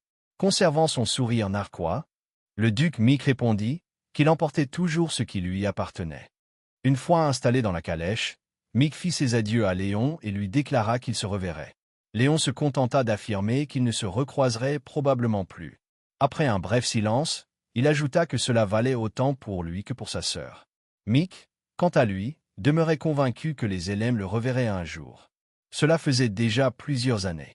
Des mois s'écoulèrent après le départ de Mick, qui avait quitté LM. Rien de notable ne se produisit, si ce n'est que Léon fit déplacer la chambre de sa sœur dans une pièce plus conforme à son rang. Entendant les pas de son frère derrière elle, Léart lui demanda ce qu'il voulait. Léon répondit qu'il n'avait pas besoin de raison particulière pour lui rendre visite. La cérémonie de passage à l'âge adulte approchant, il lui demanda si elle désirait quelque chose. Sans se retourner, elle déclara qu'elle ne comprenait pas sa présence soudaine. Elle était entièrement absorbée par ses propres pensées. Léon lui demanda de cesser de fixer la fenêtre comme si elle cherchait à s'enfuir à la première occasion. Se penchant vers elle, il afficha un sourire narquois et lui expliqua que si elle pensait pouvoir quitter LM, elle se trompait lourdement, car cela n'arriverait jamais. Même à l'agonie, elle finirait ses jours dans le duché. Se souvenant de la promesse de Michael, Léart songea que, cette fois, son frère faisait erreur. Il était hors de question qu'elle subisse le même sort une seconde fois. Le temps pressait et elle était résolue à quitter cet endroit. Pendant ce temps, la princesse arpentait le château à la recherche de Dantalion. À peine l'appelait-elle qu'il surgit devant elle, un sourire maladroit aux lèvres. Nignan était furieuse qu'il ait encore dissimulé son apparence par magie, malgré ses avertissements répétés. Dantalion expliqua qu'il cherchait seulement à l'aider sans la gêner, à la manière de l'air ambiant. Mais la princesse n'acceptait plus ses justifications. Dantalion se retourna alors et aperçut le prince dans le couloir, accompagné d'un homme enveloppé d'une cape. La princesse se mit à raconter avec enthousiasme à Dantalion l'arrivée d'une nouvelle servante, mais avant même qu'elle n'ait le temps de réagir, il disparut de nouveau. Les cachots du château étaient froids et plongés dans l'ombre, seulement éclairés par quelques torchers disposés près des escaliers. En descendant, le compagnon du prince lui rappela que la cérémonie d'entrée au château de Léon était imminente, dans 3 jours à peine. Son Altesse répondit que Nignan devait s'en réjouir. Ils atteignirent finalement une immense porte rouge, encadrée de gargouilles menaçantes perchées sur de hautes colonnes. Devant elle se tenait le comte Féty. Il leva les yeux et demeura figé, saisi de stupeur. Devant eux, suspendue dans les airs, se tenait la reine des esprits déchus, transmise de génération en génération au sein de la famille régnante. Le prince informa Fad de son intention de la guérir, puis de s'emparer de son pouvoir afin que même les éveillés ne puissent plus remettre en cause l'autorité impériale absolue. Fad jura que tout se déroulerait exactement selon la volonté de son Altesse. Peu après, le prince ordonna qu'on lui apporte une bouteille, ce qui surprit Fad, qui ne s'attendait pas à une telle initiative. Lucas lui rappela alors la particularité des membres de la famille royale aux yeux rouges, sur lesquels ni les pouvoirs éveillés ni les malédictions n'avaient d'effet. Malgré cela, Fad recommanda à son Altesse de faire preuve de prudence. Lucas ouvrit la bouteille et commença à en extraire le pollen noir, protégé par une couche spéciale. Une simple inhalation, voire un simple contact, suffisait à faire perdre la raison à un être vivant. Une fois la quantité nécessaire prélevée, il referma la bouteille. Il se contenta de préciser qu'il s'agissait de pollen. En quittant le cachot, il demanda à Fad des nouvelles de Mick, et celui-ci répondit que le duc restait cloîtré derrière des portes closes. Lucas éprouvait une certaine satisfaction à l'idée que le vieil homme ne puisse plus jamais entrevoir un avenir lumineux, son héritier étant désormais aveuglé. À ses yeux, cette situation était amplement méritée. Ni Fad ni le prince héritier ne remarquèrent que Dantalion les observait depuis un moment. Désormais, Dantalion savait que le prince héritier dissimulait l'existence d'un autre roi esprit. Il était rentré chez lui la veille. Lors de la cérémonie de passage à l'âge adulte de son frère, Dantalion fut choqué d'apprendre que le propriétaire de la pierre spirituelle n'avait toujours pas été identifié. Le duc expliqua à son fils qu'ils avaient présenté chaque personne éveillée au roi des esprits, sans aucun résultat. Dantalion était venu à Helm dans l'espoir d'obtenir des informations sur la pierre spirituelle et fut déçu de constater que la situation restait inchangée. Le pouvoir de la reine spirituelle de la famille impériale demeurait insignifiant comparé à celui des esprits de l'eau, mais il restait néanmoins nécessaire de les surveiller. C'est alors que Léon demanda à son père ce qu'il comptait faire de Léart lorsqu'elle atteindrait sa majorité. Elle ne comprenait pas pourquoi son frère évoquait soudainement leur sœur, bien qu'il eût remarqué son obsession récente à son égard. Le duc répondit que si Léon parvenait à utiliser son pouvoir sans l'aide de Léart après la cérémonie, il n'aurait plus besoin d'elle et la chasserait. À sa grande surprise, son fils lui demanda alors de la laisser rester au sein de la famille.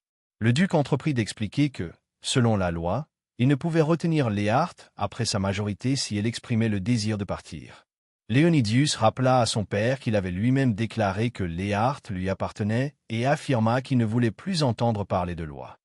Anne fut profondément troublé par l'expression tordue qui traversa le regard de son frère à cet instant. Dantalion soutint son frère, déclarant qu'il était libre d'agir comme il l'entendait et qu'il pourrait contraindre Léart par la force si elle refusait d'obéir.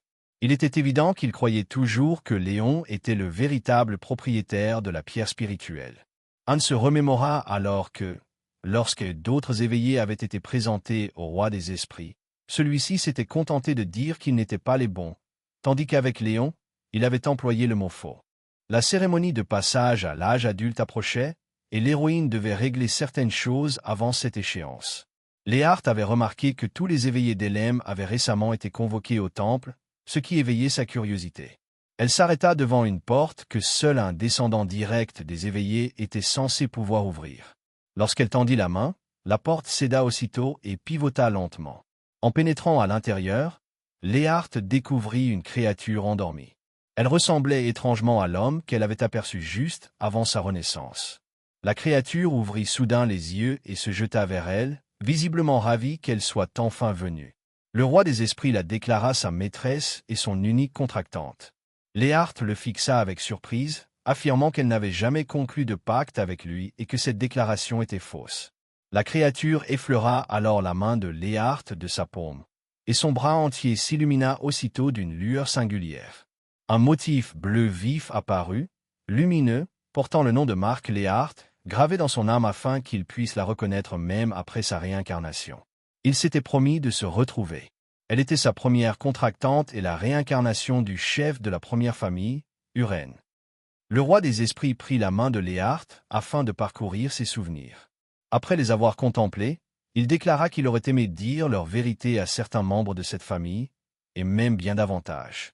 À ses yeux, leur aveuglement était total, incapables qu'ils étaient de reconnaître la véritable héritière, préférant s'accrocher à un imposteur. Il aurait pu raser Helm si Léart le lui avait demandé. Son pouvoir était suffisant pour anéantir l'Empire tout entier. Pourtant, elle s'y opposa fermement, affirmant que ces individus ne méritaient même pas qu'on leur accorde de l'attention. De toute manière, Léart comptait quitter cet endroit. Elle lui demanda donc de garder leur rencontre secrète. Le roi des esprits savait déjà qu'elle se dirigeait vers Burch et exprima le désir de l'accompagner. Cependant, autrefois, il s'était scindé en deux afin de sceller un roi des esprits, et s'il quittait cet endroit, le sceau serait brisé. Avant même qu'il ne puisse lui expliquer cela en détail, une voix se fit entendre derrière la porte. Le moment était venu pour elle de partir. Le roi des esprits lui promit alors de tout lui expliquer plus précisément lors de leur prochaine rencontre. Même s'il ne pouvait rester à ses côtés, il lui souhaitait sincèrement le meilleur. Léart lui promit qu'il se reverrait, cela ne faisait aucun doute, puis se dirigea vers la sortie.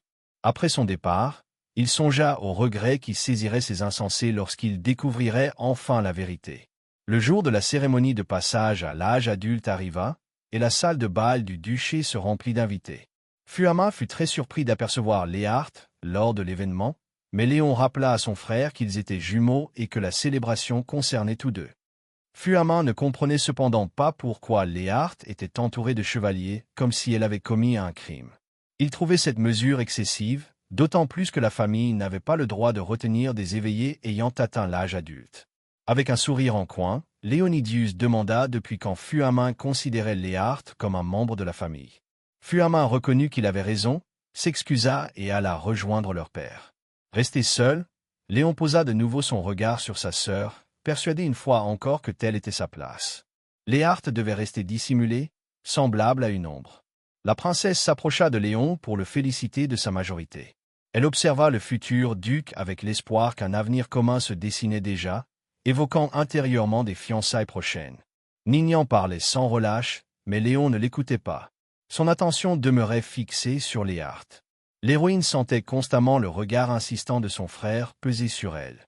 Sous couvert de protection, il lui avait assigné des gardes, et elle doutait que Michael puisse réellement l'aider dans de telles circonstances. Le duc conversait avec désinvolture avec les invités lorsqu'un chevalier fit irruption dans la salle et s'agenouilla devant lui. Il annonça qu'une calèche non invitée venait d'arriver au château. Le duc et le prince restèrent stupéfaits en apprenant que Mick était présent. Un instant plus tard, Michael entra dans la salle, accompagné de son fidèle assistant. Avec un sourire calme, il déclara qu'il se réjouissait d'être arrivé avant la fin de la cérémonie. Le prince fut profondément troublé en constatant que Mick ne portait plus son bandeau, signe évident que la malédiction avait été levée. Le duc, hors de lui, fulminait à l'idée que Michael ait osé se présenter à LM sans invitation et jura de le lui faire payer. Michael, imperturbable, se contenta d'esquisser un sourire, affirmant qu'il était simplement revenu pour reprendre ce qu'il avait laissé derrière lui. Léon, tendu, chercha à comprendre ses paroles. Michael se tourna alors vers Léart, qui se tenait un peu en retrait. Il la regarda longuement, puis lui tendit la main, déclarant qu'il était venu tenir sa promesse et l'invita à l'accompagner à Burt's. S'excusant pour le retard, Michael ajouta qu'il devait partir. Avant même que Léart ait pu faire un pas vers lui, une vague d'eau jaillit brusquement entre eux, dressant une barrière immédiate. La voix de Léon s'éleva, chargée de colère contenue, accusant Michael d'avoir osé enlever sa sœur. Léon laissa alors éclater sa puissance, la matérialisant sans retenue. Il affirma que Michael n'obtiendrait jamais ce qui lui appartenait et le menaça de l'anéantir s'il tentait quoi que ce soit. La force qu'il projeta se dirigea vers Michael, mais elle ne l'atteignit pas. Une énergie bien plus colossale surgit soudain, repoussant sans effort l'eau invoquée par Léon. Dans le hall, il devenait évident pour quiconque observait la scène de discerner l'origine de cette puissance écrasante. Léon se figea, identifiant enfin la source de l'explosion d'énergie. Au centre de la vague gigantesque, Léart se tenait droite, les sourcils froncés, et ordonna calmement que tout cela cesse. Le silence s'abattit sur la pièce, lourd et stupéfait. L'héroïne se mit alors en mouvement. Michael tenta de la retenir en lui saisissant la main, mais elle déclara qu'avant de partir pour Burch, elle avait quelque chose à régler. Il la relâcha sans insister. Léart se dirigea droit vers son père. Le duc brûlait de savoir quel pouvoir elle venait d'utiliser, mais elle éluda sa question avec une désinvolture maîtrisée. Sans détour, elle lui annonça qu'elle rompait immédiatement tout lien avec le duc d'Elem. Officiellement majeure et légalement libre, personne ne pouvait désormais la retenir. Âgée de 21 ans en comptant le temps écoulé depuis sa renaissance, l'héroïne avait traversé un véritable enfer. À présent, cette période appartenait au passé. Léart ne servirait plus jamais de substitut à qui que ce soit. Fuamin et Dantalion, qui n'avaient encore jamais été témoins d'une telle puissance, restaient complètement abasourdis par ce qu'ils venaient de voir. Déclarant que tout était terminé, l'héroïne proposa à Michael de se rendre à Birch. Sans perdre une seconde, Michael sourit, prit le bras de la jeune fille et la conduisit hors du hall. Léart sourit à son tour, consciente qu'elle allait enfin découvrir l'océan. Assis dans la calèche, Michael repensait à la manière dont la famille LM avait tenté de retenir Léart jusqu'au dernier instant. Le duc s'était élancé à sa suite, manquant de s'effondrer à genoux devant elle. À ses yeux, ces individus ne méritaient pas le trésor qu'ils avaient tenu pour acquis pendant si longtemps. Léart n'aurait jamais dû être réduite au rôle de simple plan de secours pour Léon. Une voix tira Michael de ses pensées. L'héroïne peinait encore à réaliser qu'elle avait réellement quitté LM. Michael caressa doucement les cheveux de Léart et lui promit de l'aider à oublier tout ce qu'elle avait vécu dans ce lieu. Avec un sourire apaisant, il ajouta qu'il serait toujours là pour elle. C'est à cet instant précis qu'on leur annonça leur arrivée. Michael lui demanda si elle était prête, puis ouvrit la portière de la calèche, aussitôt inondée d'une lumière dorée. L'héroïne jeta un regard vers l'extérieur et contempla le soleil en train de se coucher à l'horizon. L'eau se teintait de pourpre. Léart ne parvenait pas à détacher son regard de cette beauté silencieuse. Un sourire se dessina sur ses lèvres tandis qu'un profond sentiment de liberté l'envahissait. Le soleil avait entièrement disparu à l'horizon, et pourtant Léart se tenait encore sur le rivage. L'océan se révélait bien plus vaste et plus beau que tout ce qu'elle avait pu imaginer à travers les contes de fées.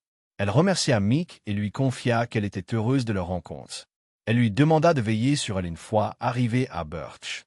Michael, profondément troublé, détourna le regard afin qu'elle ne remarque pas à quel point son visage était devenu rouge. S'approchant davantage de Léart, il lui avoua qu'elle lui avait énormément manqué durant son séjour à Birch. En lui caressant doucement le visage, elle lui répondit qu'il lui avait manqué lui aussi. Pressant sa main un peu plus fort contre sa joue, Michael lui demanda de rester toujours avec lui et de revenir ensemble à la mer, encore et encore. Pendant ce temps, Léon, assis au milieu de la pièce, entouré des meubles qu'il avait saccagés dans un accès de rage, tentait de comprendre ce qui avait mal tourné. Peu à peu, il réalisa que Michael avait représenté un problème depuis le tout début. Dès l'instant où Mick lui avait arraché cette beauté aux cheveux argentés sous le nez, il aurait dû se douter que quelque chose clochait. Il aurait fallu le chasser dès le moment où il avait invité Léart à danser. Le duc s'approcha de son fils et le fixa longuement, sans prononcer un seul mot. Son regard balayant la pièce traduisait clairement son insatisfaction face au déroulement de cette cérémonie de passage à l'âge adulte, qui aurait pourtant dû être la plus grande fête de la famille LM. Malgré cela, le duc demeurait profondément troublé par la puissance brute de Léart. Conscient des pouvoirs liés à l'eau, il se retourna et ordonna à ses fils de le suivre, leur expliquant qu'ils devaient comprendre le sens de ce qui venait de se produire. Tous les 5 se dirigèrent vers le temple afin de s'entretenir avec le roi des esprits. L'être aux cheveux bleus se tenait assis au centre de la pièce, l'air sombre et abattu. En apercevant les LM, il admit avoir eu envie de les réduire en miettes, car à cause d'eux, ces imbéciles, descendants d'Urine, avaient quitté le domaine. Le duc lui demanda de faire preuve d'indulgence et de leur expliquer ce que signifiait réellement être le maître de la pierre spirituelle. Le roi des esprits leur demanda alors comment ils interprétaient le testament d'Urine. Selon le duc, l'alliance stipulait que le véritable maître de la pierre spirituelle apparaîtrait un jour, l'éveillerait et restaurerait le pouvoir de la famille. Avant même qu'il n'ait pu terminer son explication, le roi des esprits déclara que tout cela était faux et entreprit de raconter la véritable histoire du testament. À l'époque d'Urine, lorsque le premier maître s'était manifesté, les portes de la pierre spirituelle s'étaient ouvertes. Les esprits parcouraient alors librement la terre, interagissaient avec les humains et partageaient leur pouvoir avec ceux qui avaient conclu des pactes avec eux. Certains avaient même passé des pactes avec des rois esprits plutôt qu'avec de simples esprits. On les appelait les éveillés. Les relations entre les hommes et les esprits étaient harmonieuses jusqu'au jour où l'un des rois esprits tomba et que les portes furent scellées. En entendant ce récit, Dantalion se demanda s'il s'agissait du même être qu'il avait aperçu dans la cave du prince héritier.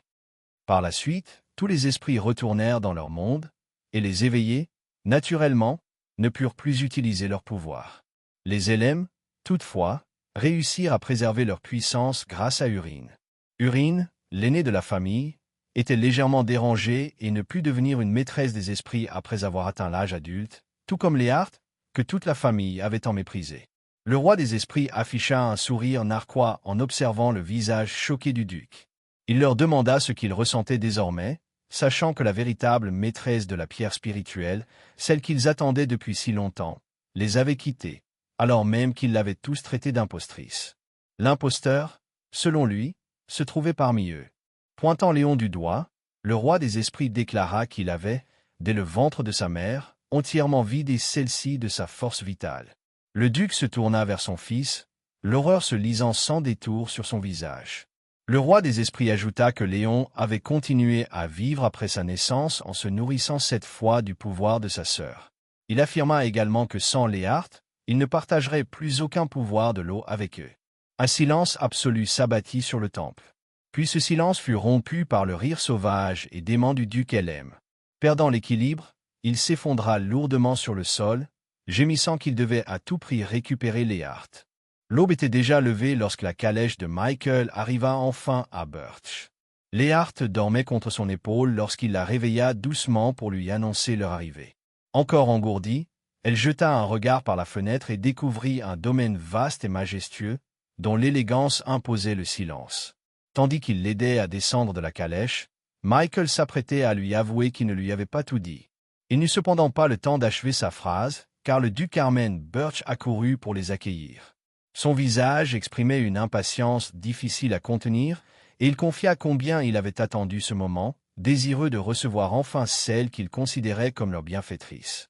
Michael murmura quelques excuses à Léarth pour ne pas l'avoir prévenu de l'empressement de son père à la rencontrer. Elle s'inclina avec respect et remercia le duc pour son accueil. Michael passa alors un bras autour de ses épaules, l'invitant à se détendre et à relâcher la tension qu'il percevait en elle. Le duc soutint son fils, affirmant que c'était eux qui devaient veiller sur Léarth et lui témoigner leur gratitude. Il prit la main de la jeune fille et y déposa un baiser, la remerciant d'avoir rendu la vue au seul héritier de Birch. Léarth répondit avec simplicité que Michael lui avait lui aussi apporté une aide précieuse. Leurs regards se croisèrent, et un sourire sincère illumina leur visage. Carmen remarqua cet échange silencieux et esquissa un sourire à son tour. Le duc proposa ensuite de rentrer au domaine, le voyage ayant été long, et précisa qu'une surprise attendait Léarth. Lorsqu'elle découvrit la chambre qui lui était destinée, la jeune fille resta saisie par le luxe et le raffinement du lieu. Elle observa longuement autour d'elle, tentant de comprendre ce que le duc voulait dire lorsqu'il affirmait qu'elle comprendrait tout une fois installée. On frappa alors à la porte, et une voix féminine annonça qu'elle venait de la part du duc Carmen. La porte s'ouvrit, laissant entrer Marilyn, une femme de chambre spécialement assignée à son service. Léarth la reconnut immédiatement. Dans une vie antérieure, lors de l'attaque du royaume d'Elem par Birch, cette femme avait éliminé à elle seule des centaines de soldats. Léarth ne doutait pas de son identité et ne comprenait pas pourquoi on lui avait confié une tueuse aussi impitoyable.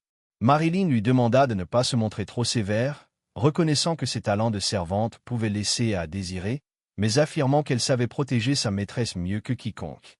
C'était précisément pour cette raison que le duc l'avait envoyée auprès d'elle. À ces paroles, Léarth esquissa un sourire et lui demanda de bien prendre soin d'elle. Marilyn proposa alors d'aider sa maîtresse à se changer avant de l'accompagner au jardin. Pendant ce temps, Michael partageait le thé avec son père dans le jardin baigné de soleil, attendant avec une impatience mal dissimulée l'arrivée de Léarth. Après un moment, la jeune fille les rejoignit enfin et s'excusa de son retard. Ignorant ses préférences, Michael avait demandé au chef de préparer une grande variété de desserts. Pourtant, pour une raison qui ne s'expliquait pas, Léarth semblait déçu, et l'on conclut qu'aucune des pâtisseries ne lui convenait. Le duc et son fils restèrent stupéfaits lorsqu'elle admit qu'elle n'avait jamais vu une telle nourriture et qu'elle ne savait pas comment la manger. Elle sourit timidement et leur demanda simplement de lui montrer. Michael la regarda d'abord avec une pitié involontaire, puis se reprit aussitôt. Il lui rendit son sourire et lui promit de tout lui apprendre progressivement. Il piqua un morceau de gâteau avec sa fourchette, expliqua qu'il s'agissait d'un gâteau éponge léger et sucré, puis le tendit à Léarth. Elle goûta prudemment la première bouchée, et ses yeux s'illuminèrent presque aussitôt. Carmen et son fils furent soulagés et ravis de constater qu'elle appréciait cette douceur, tant la saveur en était délicate. L'heure du thé prit fin, et Léart avait pleinement savouré ces desserts inconnus, sans même se rendre compte du temps qui s'était écoulé. Elle regagnait sa chambre, absorbée par ses pensées, lorsqu'un rugissement retentit soudain derrière elle. Lorsqu'elle se retourna, le couloir était redevenu silencieux. Elle pensa d'abord avoir imaginé ce bruit. Un instant plus tard, le rugissement retentit de nouveau, plus distinct encore, rompant le calme du domaine. L'héroïne était certaine de ne pas s'être trompée. En remarquant que sa maîtresse avait pâli, Marilyn lui demanda si elle se sentait bien. Léart répondit qu'elle avait entendu le rugissement d'une bête et s'étonnait que la servante ne l'ait pas perçu. Marilyn affirma cependant qu'elle n'avait rien entendu et précisa qu'aucun animal n'était gardé dans le domaine, ajoutant que l'heure était tardive. Elle invita alors Léart à regagner sa chambre. Au même moment, Carmen, assis dans son bureau, lisait une lettre chargée d'exigences. Les aristocrates, menés par les LM, qui avaient perdu le plus puissant éveillé de tous les temps, réclamaient que Léart leur soit rendu. Le duc demanda à son assistant comment interpréter l'ingérence du prince héritier dans cette affaire, puis froissa la lettre qu'il tenait entre ses doigts. L'homme expliqua que le prince héritier souhaitait la chute de Birch et qu'il avait pour habitude de se marier uniquement afin de s'assurer les faveurs d'un éveillé puissant. Carmen jugeait pourtant que le désir du prince d'épouser Léart était profondément déplacé. Cette jeune fille n'avait jamais été traitée avec respect. Désormais présente sur leur terre, elle s'était enfin libérée et avait entrevu une autre forme de lumière. Même si elle n'était pas la bienfaitrice de la famille Birch, il ne la laisserait jamais retourner dans cet enfer. Le duc jeta la lettre à la poubelle et ordonna à son assistant de ne plus jamais lui apporter ce genre de courrier. Il lui demanda également de transmettre à l'expéditeur qu'il veillerait personnellement à ce qu'une telle lettre ne soit plus jamais écrite. Allongée dans son lit, Léart songeait au caractère presque irréel de son arrivée chez les Birch. Elle découvrait autour d'elle tant de choses qu'elle n'aurait jamais connues autrement. Elle comprenait enfin ce que Marilyn avait voulu dire plus tôt. Pour la servante, la famille Birch représentait un ange au cœur tendre, un véritable sauveur. Léart était convaincu que le duc ferait preuve de la même bienveillance à son égard. Marilyn avait été enlevée par un groupe d'assassins et avait perdu toute chance de mener une vie normale. Sans l'intervention de la famille Birch, qui avait anéanti ce groupe, elle serait encore prisonnière de cette existence terrible. Marilyn sourit à Léart et lui confia qu'elle vivrait heureuse ici, dans une vie simple et paisible. Léart comprenait que Marilyn était réellement heureuse de pouvoir se détendre à Birch. Dans sa vie antérieure, cette femme s'attaquait même à la royauté sans la moindre retenue. Léart réfléchissait à ce qui avait pu transformer Marilyn à ce point, convaincue qu'en découvrant la cause, elle pourrait empêcher qu'un tel carnage ne se reproduise. Quelque chose de grave avait dû se produire pour que les habitants de Birch sombrent ainsi dans la folie. Soudain, le rugissement que Léart avait entendu dans le couloir retentit de nouveau, la faisant sursauter.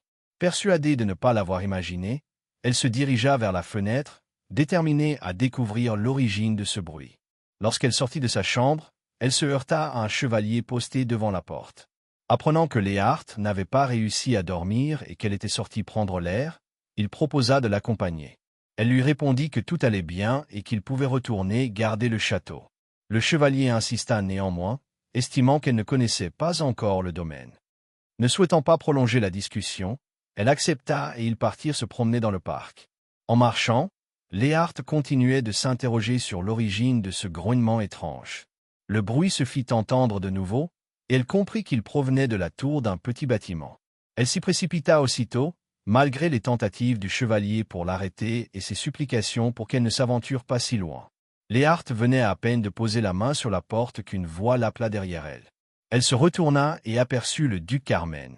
Un peu plus tard, alors qu'ils marchaient côte à côte, Léart se laissait envahir par un flot de pensées. Le duc se tenait dans un bâtiment situé derrière le manoir principal, et il était clair qu'il y tramait quelque chose. Carmen ne manqua pas l'air pensif de Léart. Il esquissa un sourire et lui proposa autre chose. Plongeant la main dans sa poche, il en sortit un bonbon et le lui tendit. Il précisa qu'il s'agissait de chocolat, semblable à celui qu'elle avait goûté plus tôt, et l'invita à en prendre. Léart accepta le bonbon et le remercia. Le duc lui demanda alors pourquoi elle se trouvait dehors à une heure si tardive. Elle hésita un instant, consciente qu'elle devait choisir ses mots avec prudence. Si Marilyn n'avait rien entendu, il était probable que le duc en ferait de même. Elle saisit cette occasion pour se rapprocher subtilement de Carmen et prétendit simplement ne pas pouvoir dormir. Elle questionna le duc sur son expérience dans la maison, et il confirma avoir déjà officié ici. Se tournant vers elle, il la fixa un instant, un sourire narquois sur les lèvres, laissant planer une part de mystère qu'il n'avait pas l'intention de lever immédiatement. Alors qu'elle continuait de le regarder, Carmen claqua des doigts et un chevalier apparut à leur côté. Il ordonna d'escorter Léarte jusqu'à sa chambre, car la nuit était avancée. Elle ne put s'empêcher de penser que le duc cherchait à se débarrasser d'elle, renforçant sa conviction que quelque chose était caché dans ce bâtiment. Le lendemain, assise dans le jardin, Marilyn s'approcha et la prévint de ne plus se promener si tard, évoquant la réprimande sévère qu'elle avait reçue du duc. Mick fit son apparition. Il avait rejoint le jardin dès qu'il avait appris la présence de Léarte. Elle confia son admiration pour l'étendue et la beauté du jardin, s'asseyant à côté de lui. Michael remarqua un bonbon dans sa main et lui demanda où elle l'avait trouvé. Elle expliqua qu'il lui avait été donné par le duc lors de leur promenade de la veille. Michael supposait que son père avait probablement pris le bonbon en pensant l'avoir croisé. Léarte réalisa qu'elle était la seule personne à manger des sucreries dans tout le jardin, un détail qui la fit sourire intérieurement, pensant à son grand-père, qui avait toujours des bonbons sur lui. Elle prit alors conscience qu'elle n'avait rencontré jusqu'ici que le duc et Michael parmi les Burts. Aaron Birch devait encore être en vie, mais Léarte ne l'avait jamais aperçu dans le domaine, et aucun domestique n'en avait parlé. Remarquant son silence, Michael lui demanda si elle allait bien. Elle confia avoir entendu un cri étrange la nuit précédente, pensant avoir perçu quelqu'un pleurer dans la petite maison derrière le bâtiment principal. Michael réfléchit un instant, puis proposa de l'accompagner. Curieuse de découvrir ce qui se trouvait dans cette maison, Léarte accepta. Marilyn intervint immédiatement, jugeant l'idée beaucoup trop risquée et redoutant qu'elle ne se blesse.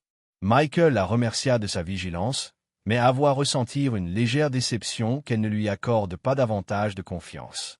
Elle s'excusa, avoua sa prudence excessive. Arrivé devant la mystérieuse maison, Michael sortit une clé et conseilla à Léarte de ne pas s'inquiéter. Il lui recommanda de rester près de lui, précisant qu'il veillerait sur elle quoi qu'il arrive à l'intérieur. Dès qu'ils pénétrèrent dans la pièce, Léarte ressentit un froid glacial qui la fit frissonner. Michael passa un bras autour de ses épaules et la rassura, lui assurant qu'elle n'avait rien à craindre. Elle se retourna brusquement et aperçut, au centre de la salle, une chaise sur laquelle était assis un homme ligoté. Michael lui indiqua qu'il s'agissait de son grand-père, Aaron Birch. Léarte resta un instant figée, incapable de comprendre comment le chef de famille avait pu se retrouver dans un tel état. Michael expliqua alors que son grand-père avait perdu la raison alors qu'il était en parfaite santé quelques années auparavant. La famille ignorait l'origine de ce changement et comment y remédier, si bien que le duc avait ordonné son internement. Léarte s'approcha du vieil homme et l'examina attentivement. Ses pupilles étaient rouges et ses crocs acérés, évoquant l'apparence d'une bête sauvage. Elle se figea, reconnaissant ses symptômes. Au début de la première guerre déclarée par les Birch, la famille royale et les LM étaient convaincus de l'emporter. Pourtant, dès les premiers combats, ils furent complètement anéantis. Durant la guerre, tous craignaient Michael Birch, surnommé le démon des champs de bataille. Alors que la panique s'emparait de tous sans que personne ne sache comment l'arrêter, le prince héritier conçut un plan. Il décida d'utiliser du pollen magique extrait du bouleau, capable de rendre furieux quiconque l'inhale, transformant la personne en une véritable bête sauvage. À cette époque, le prince héritier ne parvint pas à le faire parvenir à Michael. Peu après, il apparut que les éveillés pouvaient éliminer ce poison de leur organisme. Dans la vie antérieure de Léarte, seul le prince Lucas France possédait ce pollen. Léarte comprit alors que ce qui était arrivé à Aaron Birch ne pouvait être que l'œuvre de son Altesse. Soudain, le vieil homme tira sur ses chaînes, poussant un rugissement sauvage, se précipita vers Léarte. Elle recula instinctivement et se retrouva aussitôt dans les bras de Michael. Un jeune homme accourut à ce moment-là, présentant ses excuses pour avoir abandonné son poste. Il expliqua que lui et son compagnon étaient partis en reconnaissance et étaient revenus dès qu'ils avaient entendu le cri. Une fois certains que la situation était sous contrôle, ils remarquèrent que le chef n'était pas seul. Michael leur ordonna de ne pas fixer Léarte d'un regard insistant et de se présenter d'abord. Hans et André s'inclinèrent et expliquèrent qu'ils étaient les assistants d'Aaron Birch. Le vieil homme les avait sauvés, eux et Marilyn. Et depuis ce qui lui était arrivé, il ne pouvait le laisser seul. Michael demanda à Léart si elle allait bien, conscient que la situation ne présageait rien de bon. Elle sourit, avouant avoir ressenti un peu de peur, mais son esprit cherchait surtout à comprendre comment le prince héritier avait pu empoisonner Aaron. Il ne pouvait agir qu'en utilisant une personne de confiance du vieil homme, ce qui signifiait qu'un des deux assistants pouvait être une taupe. Pendant ce temps, Lucas France s'interrogeait sur le réveil de Léart. S'il avait su plus tôt, il l'aurait livré à la famille royale. À présent, elle se trouvait chez les Birch, et tous ses efforts pour maintenir la malédiction des yeux de Michael étaient réduits à néant. Tout bascula à ce moment précis. Le prince fut informé de l'arrivée d'un visiteur, et Lucas entra dans une colère noire, se demandant quelle imprudente pouvait se présenter sans rendez-vous.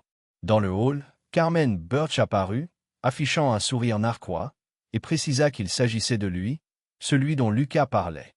Au lieu de le saluer, Lucas lança avec un sarcasme à peine contenu que le duc semblait enfin s'être ressaisi, affichant une arrogance encore plus marquée, depuis qu'il détenait un éveillé de l'eau. Carmen esquissa un sourire et répliqua que son Altesse devait probablement perdre la tête à cause de cette situation. Lucas prévint néanmoins que tolérer une telle insolence était inacceptable. Carmen avertit à son tour qu'il ne resterait pas passif si l'on continuait à lui adresser des lettres suppliantes pour obtenir la libération de Léart. Sur ces mots, il serra fermement la main de l'assistant de Lucas, resté à ses côtés. Le duc déclara que la prochaine fois, il ne se contenterait pas de briser la main de celui qui avait envoyé ces lettres, conseillant vivement au prince de ne pas le pousser à commettre un acte encore plus grave. Lucas, outré que Carmen ose le menacer, l'entendit répondre qu'il n'oserait jamais menacer son Altesse et que ce n'était qu'une simple demande de service. Carmen, espérant que de telles lettres ne parviendraient plus jamais à Birch, s'inclina et quitta la pièce. Une fois le duc parti, Lucas ordonna à son assistant, tremblant de douleur, de donner à ses hommes l'ordre de faire payer à Carmen Birch le prix fort. Pendant ce temps, Léart, observant Marilyn ranger sa chambre, repensait à tout ce qu'elle avait appris la nuit précédente. Hans et André expliquèrent que leur maître les avait sauvés, eux et Marilyn, et qu'ils ne pouvaient plus l'abandonner maintenant. Aaron ne pouvait pas inhaler le pollen noir seul, et seules des personnes irréprochables se trouvaient près de lui. L'un des trois devait donc être responsable. Marilyn remarqua que sa maîtresse paraissait différente depuis son retour de cette maison. Bien qu'inquiète, Léart la rassura rapidement en lui affirmant que tout allait bien. Après un moment de réflexion, elle demanda à Marilyn d'organiser une rencontre avec le duc Carmen. Pendant ce temps, le duc, de retour du palais, se dirigea directement vers la maison où la famille retenait le chef de famille enfermé. Carmen pointa un pistolet sur son père et s'excusa intérieurement, estimant que cela avait assez duré et qu'il était temps d'en finir. Il pressa le canon contre le front d'Aaron, qui grogna comme une bête. La noblesse et la sagesse qui avaient autrefois marqué son visage avaient disparu. Le vieil homme ferma les yeux très fort et la main du duc trembla, ne pouvant pas tirer. Des pas derrière lui firent hésiter, incapable de se résoudre à tuer son propre père. Il baissa finalement son arme, se retournant, annonça avec un sourire que ce n'était manifestement pas le jour, puisqu'un invité était présent. Léart entra dans la pièce et la vue de ce qui se déroulait fit apparaître l'horreur sur son visage. Saluant le duc, elle expliqua que Marilyn ne l'avait pas autorisée à venir, mais qu'elle devait transmettre une information importante et qu'elle avait donc enfreint le règlement. Le duc imagina combien cela avait dû être difficile pour la servante, conscient qu'il n'autorisait vraiment personne à s'approcher de lui lorsqu'il est dans la petite chambre. Pas même Hans et André, qui gardent habituellement cet endroit. Léart s'avança pour déclarer au duc qu'elle pouvait guérir son père. Bien que Carmen doutât de sa capacité à réussir, elle lui demanda de lui faire confiance. Obtenant son accord, elle s'approcha d'Aaron, qui faisait maintenant tinter ses chaînes avec frénésie. Le duc la mit en garde, précisant que le vieil homme était extrêmement dangereux. Léart, cependant, affirma qu'il n'y avait rien à craindre et invoqua le pouvoir de l'eau.